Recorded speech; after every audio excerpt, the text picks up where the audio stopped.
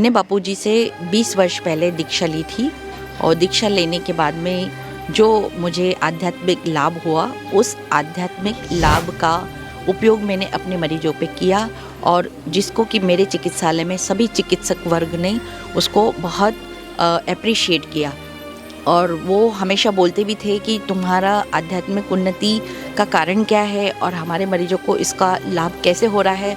तो मैं उनके सामने यही बताती थी कि मेरे गुरुदेव संत श्री आशाराम जी बापू है, जिनके सानिध्य में रह के मैं जो ऊर्जा लाती हूँ, जो आध्यात्मिक उन्नति करती हूँ, उसी का लाभ मेरे मरीजों तक पहुँचाती हूँ। तो वो सभी डॉक्टर चिकित्सक भी आश्चर्यचकित होते थे और वो मुझे बोलते थे इस चीज़ को आप कंटिन्यू करो ताकि हमारे मरीज ठीक होते रहें। बापूजी की जो सेवाएं हैं वो पूरे विश्व में बहुत विशाल प्रकार की सेवाएं हैं जिनका मैं शब्दों में वर्णन नहीं कर सकती हूँ, लेकिन कुछ सेवाएं ऐसी हैं जिनको मैंने पर्सनली अनुभव भी किया है और जिसमें मैंने अपना योगदान भी दिया है। बापूजी के द्वारा जो मुख्य सेवा है वो एक तो गर्भपात महापाप की सेवा है। वो सेवा एक ऐसी सेवा है जिससे बापूजी ने सबको ब्रह्म हत्या के पाप से बचाया है। भिक्षु हत्या महत पापी भ्रूण हत्या च भारत। जो संत है, जो लाखों का मंगल कल्याण करते हैं या भगवान की बंदगी करते हैं, उस संत की हत्या और निर्दोष भ्रूण, क्योंकि वो निर्दोष भ्रूण भी उस समय संत है। कि बापूजी वो संत कैसे, कि उसको 5 महीने के बाद अपने कई जन्मों की स्मृति याद आती। वो ऋषि फिर भगवान को प्रार्थना करता है कि अब मैं इन गर्भों से बचना चाहता हूँ, कैसे भी करके मैं बाहर आऊँगा और तेरे को पाकर तेरी शरण जाकर मुक्त होऊंगा। तो जैसे ऋषि की हत्या से पाप लगता है, वही भ्रूण हत्या से पाप लगता है। भिक्षु हत्या महत पापी भ्रूण हत्या च भारते। कुंभी पाके वसते सोपी, वो कुंभी पाक नरक में वो जाके पड़ता है। यावत इंद्र चतुर्दश, 14 इंद्र राज कर करके चले जाए, इतने करोड़ों वर्ष तक उसे कुंभी पाक नरक में पचना पड़ता है।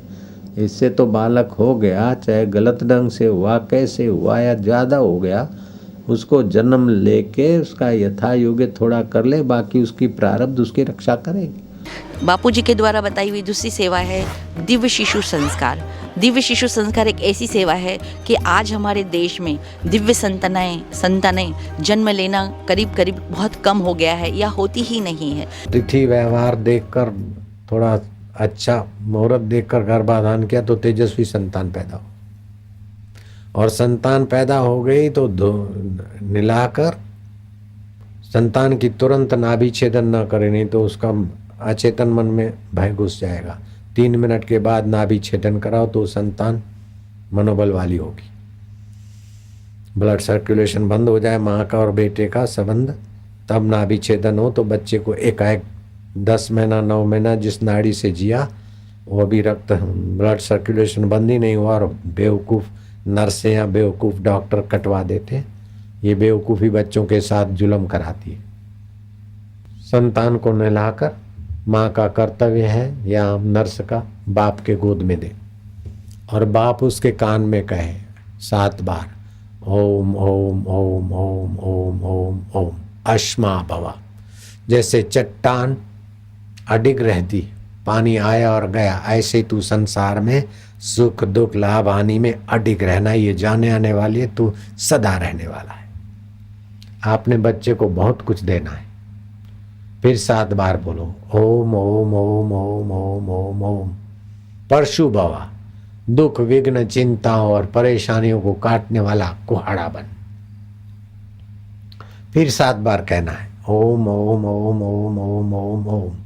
हिरण्यमस्तुम भवा, तू सुवर्ण की नाई, सुवर्ण को जंग नहीं लगता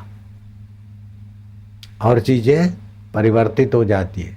दूध रखे रखे बिगड़ जाए, खाना रखे रखे बिगड़ जाए, लोहा रखे रखे जंग लग जाए, तांबा रखे रखे रंग बदल जाए, सोना ज्यों का त्यों रहता है। बच्चे को बोलो सुवर्णमस्तुम भवा, तू ज्यों का त्यों रहे, क्योंकि तू हमारा आत्मा है। बदलता है माया का शरीर, तू अबदल चैतन्य है। बचपन बदलेगा, जवानी बदलेगी, सुख दुख बदलेगा, तू ज्यों का त्यों धर दीजिए चदरिया कबीर के नाई।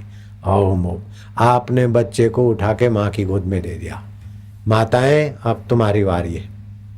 देवियां, अपनी बहू बेटियों को समझा देना, बच्चे को तुरंत स्तनपान नहीं कराना है, उसके मुंह में कोई चीज नहीं डालनी। आधा ग्राम घी और 1.5 ग्राम शहद, विमिश्रण। सम्मिश्रण पॉइजन बनेगा। विमिश्रण, या तो घी ज्यादा या तो शहद ज्यादा वजन में। विमिश्रण करके सोने की सलाई से बच्चे की जीभ पर ओम लिख डालो। अगर सोने की सलाई नहीं बनवा सकते तो चांदी की सलाई पर पानी चढ़ा देते हैं, 20 रुपए में हो जाता है। चांदी की सलाई पाइप जैसी बनाकर उस पर जरा सा पानी चढ़ा देते, 20 रुपए में हो जाती। ओम लिख दिया। वो बच्चा आपके साथ साथ खानदानों में ऐसा बालक नहीं होगा जो होगा। तो ऐसे बच्चों को भारत में लाना है ताकि भारत को विश्व गुरु बनाने में हम जल्दी सफल हो जाएं। जिस तरह से बापूजी ने इस अभियान को चलाया, दिव्य शिशु संस्कार अभियान को चलाया, उस सेवा के तहत से आज माताएं दिव्य शिशु को जन्म दे रही हैं और उन सेवाओं का लाभ लेके आगे भी दिव्य संतानें भारत की धरती पे अवतरित होंगी इन सेवाओं के लाभ से। तीसरी बापूजी की जो मुख्य सेवा है वो वृंदा अभियान है।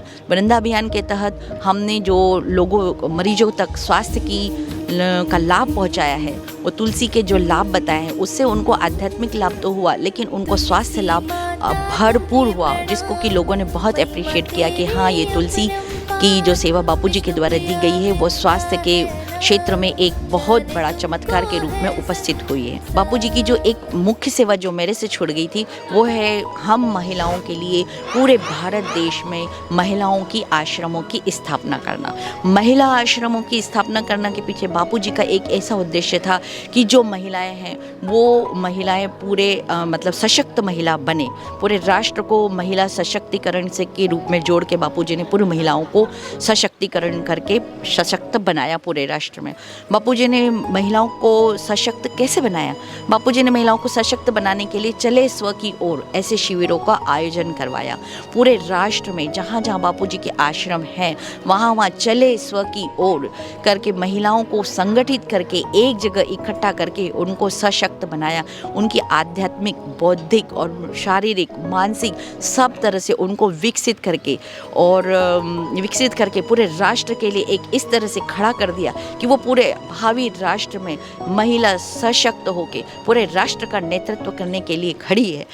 गरीबों में भंडारे करना और धर्म परिवर्तन रोकना, तो गरीब जनता में हम जो धर्म परिवर्तन के लिए रोकने के हिसाब से भी जाते हैं और गरीबों को लाभ पहुंचाने के हिसाब से जो हम भंडारे करते हैं, उनको भोजन पाओ, भजन करो, ये जो सेवा करते हैं उसके तहत धर्म परिवर्तन पर एकदम से रुकावट आ गई थी। और धर्म परिवर्तन पर हमारी सेवाओं से जो भंडारे की सेवा थी इसकी वजह से धर्म परिवर्तन पर एक तरह से रुकावट आ गई थी। इस रुकावट की वजह से ईसाई मिशनरीज और दूसरे धर्म के लोग बापूजी को अपना शत्रु समझने लगे और इसकी वजह से बापूजी के ऊपर विदेशी मीडिया के द्वारा आरोप लगाए गए, उनको दोषी करार दिया, जो कि गलत है। मैं मीडिया के माध्यम से पूरे देशवासी की मीडिया से, विदेशी मीडिया से ये हाथ जोड़कर विनती करती हूँ कि बापूजी की सेवाएं इतनी विश्व में हैं तो कम से कम मीडिया इस बात को, इन सेवाओं को दिखाए और लोगों को बताए कि बापूजी ने राष्ट्र के लिए क्या किया है।